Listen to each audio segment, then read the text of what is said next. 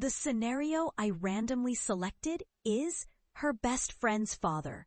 If you had told me a year ago that my entire world would flip upside down because of a single glance in the golden haze of late June, I would have laughed it off as a fantasy. For years, my life felt as stable as the thick, quiet oak desk I worked at every evening. A tightly wound ballet between my marriage, my advertising career, and the friendship that anchored me since college. My best friend, Zoey, was the center of my comfort, her laugh always echoing in my kitchen after a busy day, her texts a lifeline in frantic moments. I trusted her, leaned on her, confided everything except the hollowness that my marriage had become. A text message routine, a list of dinner ingredients, two bodies orbiting the same bed but never touching in the night.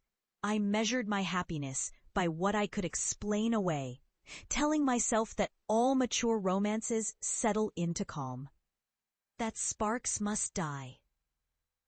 But it was Zoey's father, Marcus, who rattled me back awake. He was quiet strength with the gentle hands of a surgeon and a steady, soothing voice that trailed like velvet in the hallway. I remembered him as the cool, generous dad from high school parties, twice my age and always respectful. I never saw the way he watched me across his garden's tangled roses, never noticed the subtle longing behind his jokes. Until last summer, when my own emotional drought left me desperate for shelter, Zoey invited me to move into Marcus's guest house for the summer, to save on rent and finally escape my scattered apartment.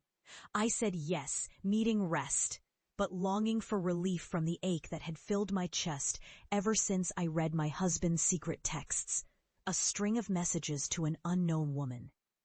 The betrayal tasted metallic in my mouth, kept me up at night, haunted me with half-truths. I confronted him, and silence was his answer. I packed my bags under a cloud of shame, ignored his apologies, and surrendered the shattered promise of my marriage. The guest house seemed like a haven, a place to rebuild. The air smelled of jasmine and freshly cut grass.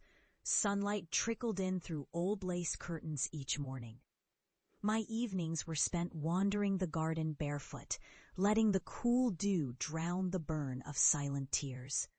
Marcus lived only a few steps away, cooking elaborate dinners for Zoey and making sure I had fresh coffee every morning. He listened, re-listened, to stories about my career, about